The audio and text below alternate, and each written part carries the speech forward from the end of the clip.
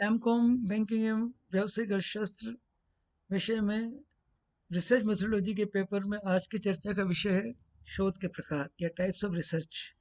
शोध समस्या के चयन के बारे में जानने, शोध की परिभाषा को समझने, शोध क्या होती है जानने के बाद शोध के प्रकारों की चर्चा की जाती है। शोध कितने प्रकार की होती है, कितने प्रकार से शोध की जा सकती है।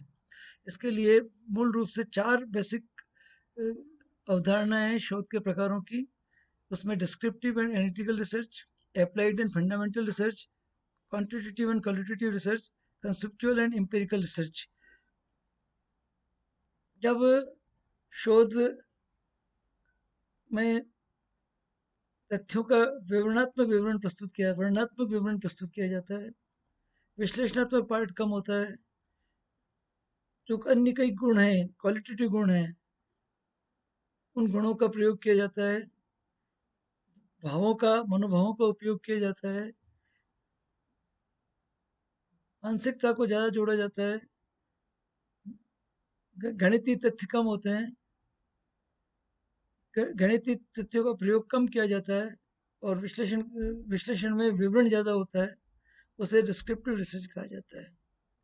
इस तरह की रिसर्च लोगों की मनोवृत्तियों को जानने और प्रवृत्तियों को जानने के लिए की जाती है।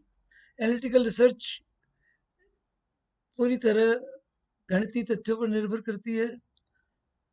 समंक संकलित किए जाते हैं, फिगर्स कलेक्ट किए जाते हैं, जैसे किसी वित्तीय स्थिति के बारे में जानकारी प्राप्त करना, अर्थव्यवस्था में उतार चढ़ाव की प्रवृत्ति को जानना, और उसके लिए जो तथ्य हमारे पास उपलब्ध होते हैं उसे हम एनालिटिकल रिसर्च कह सकते हैं। अप्लाइड एंड फंडामेंटल रिसर्च वो बेसिक रिसर्च होती है जिसमें नवीन ज्ञान की अभिवृत्ति के लिए की जाती है, और ये एक विशुद्ध रिसर्च कह सकते हैं जिसमें कोई नई खोज की जाती है।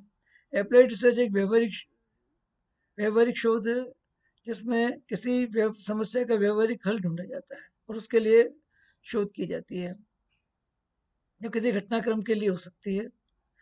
क्वांटिटेटिव एंड क्वालिटेटिव रिसर्च जो गणनावाचक और रिसर्च वो रिसर्च होती है जो मूलतः गणितीय तथ्यों पर आधारित होती है और उन्हीं के सांख्यिकी पद्धतियों का उपयोग किया जाता है और उन समंकों के आधार पर निष्कर्ष निकाले जाते हैं। क्वालिटेटिव रिसर्च में एट्रीब्यूट्स को, गुणों पर ज़्यादा ध्यान दिया जाता है, उन पर अधिक महत्व दिया जाता है, और ख़ासतौर से मानवीय गुण और मानवीय संवेदनाएं उसके साथ जुड़ी हुई होती है और उस पर ज़्यादा फोकस करते हुए जब रिसर्च की जाती है, जिसमें गणितीय तथ्यों पर कम ध्यान दिया जाता है, उसे हम क्वालिटेटिव रिसर्च कहते हैं। और जहाँ पर जब गणितीय तथ्यों पर ज़्यादा ध्यान दिया जाता है, उन संबंधों को आधार बना करके जब शोध के निष्कर्ष निकाले जाते हैं, तो उसे हम quantitative technique types of research कहते हैं। Conceptual and empirical research, conceptual research जो है वो किसी नए कॉन्सेप्ट के लिए, कोई नवीन ज्ञान की अभिवृद्धि के लिए जब शोध की जाती है जिसके बारे में बहुत कम जानकारी होती है। और एम्पिरिकल रिसर्च एक आधारभूत शोध है जो निरंतर जारी रहने वाली प्रक्रिया के रूप में की जाती है, उसे एम्पिरिकल रिसर्च कहते हैं। इसके अलावा भी शोध के उद्देश्यों के आधार पर, शोध करने के तरीके के आधार पर शोध के कई प्रकारों को विभाजित किया जा सकता है, जैसे field research and laboratory research. जब प्राथमिक सबकों का संकलन करने के लिए क्षेत्र में जाकर के अनुसूची और प्रश्नावली का निर्माण करके या व्यक्तिगत अध्ययन करके नवीन तथ्य संकलित किए जाते हैं, उसके बाद शोध की जाती है, उसे हम फील्ड रिसर्च कहते हैं। जब लेबोरेटरी में बैठ करके निरीक्षण, परीक्षण, प्रयोग के माध्यम से उपलब्ध तथ्यों का विश्लेषण करके नवीन ज्ञान खोजा जाता है, उसे हम लेबोरेटरी रिसर्च कहते हैं। लेबोरेटरी रिसर्च के लिए में और फील्ड रिसर्च में, फील्ड में क्षेत्र में जाकर के door to door data collect किए जाते हैं, जबकि लेबोरेटरी रिसर्च में किसी एक वैज्ञानिक प्रक्रिया को अपनाते हुए शोध की जाती है। क्लिनिकल एंड डायग्नोस्टिक रिसर्च, जब किसी समस्या का निदान के लिए,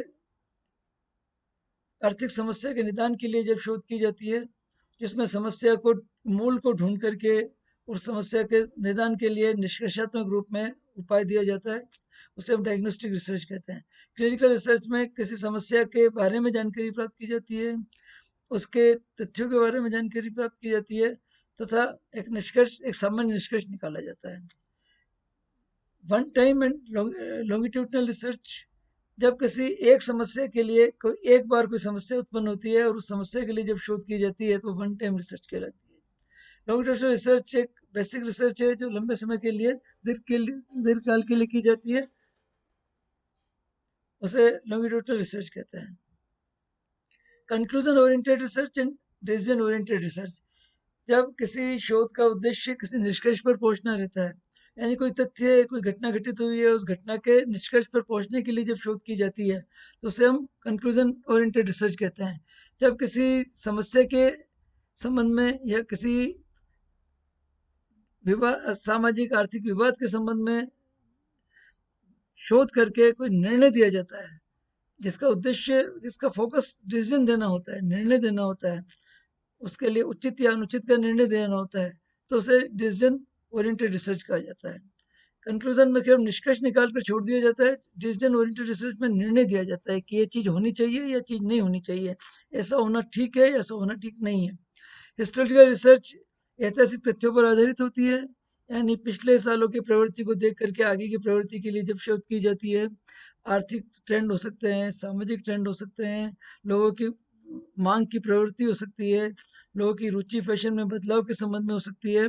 पुरातन समय में लोगों की रुचि फैशन कैसी थी, वर्तमान समय में उसमें क्या बदलाव आया है, रुचि फैशन क्या हो गई है, ऐसे इसे हिस्टोरिकल रिसर्च कहा जाता है। इस प्रकार शोध समस्या के चयन के बाद, मोटे तौर पर कहा जाए, बेसिक टाइप्स ऑफ रिसर्च के लिए कहा जाए तो दो तरह की रिसर्च ही मूल रूप से होती है। एक तो डिस्क्रिप्टिव रिसर्च, जिसमें वर्णनात्मक विवरण प्रस्तुत करके शोध रिपोर्ट या प्रतिवेदन तैयार किया जाता है। दूसरी होती है एनालिटिकल रिसर्च, जिसमें समूहों का अधिकतम उपयोग करके, सांख्यिकी तकनीकों का उपयोग करके विश्लेषणात्मक निष्कर्ष निकाले जाते हैं तथा उसके आधार पर रिपोर्ट तैयार की जाती है। बाकी शोध के उद्देश्यों के आधार पर, शोध करने के तरीके के आधार पर अप्लाइड एंड फंडामेंटल रिसर्च हो सकती है, क्वांटिटेटिव एंड क्वालिटेटिव रिसर्च हो सकती है, कंसेप्चुअल एंड एम्पिरिकल रिसर्च हो सकती है, field research and laboratory research हो सकती है, क्लिनिकल एंड डायग्नोस्टिक रिसर्च हो सकती है, one time and longitudinal research हो सकती है, conclusion oriented and decision oriented research हो सकती है, हिस्टोरिकल रिसर्च हो सकती है। अतः शोध की के प्रकार क्या होगा, ये शोध के उद्देश्य और शोध की समस्या के चयन और शोध समस्या के चयन के बाद उसके लिए तैयार किए गए रिसर्च डिजाइन पर निर्भर करती है। अतः रिसर्च डिजाइन के साथ ही साथ शोध का प्रकार भी निर्धारित हो जाता है और उसी आधार पर शोध का निष्कर्ष निकाला जाता है, उसका रिपोर्ट या प्रतिवेदन तैयार किया जाता है। थैंक्स।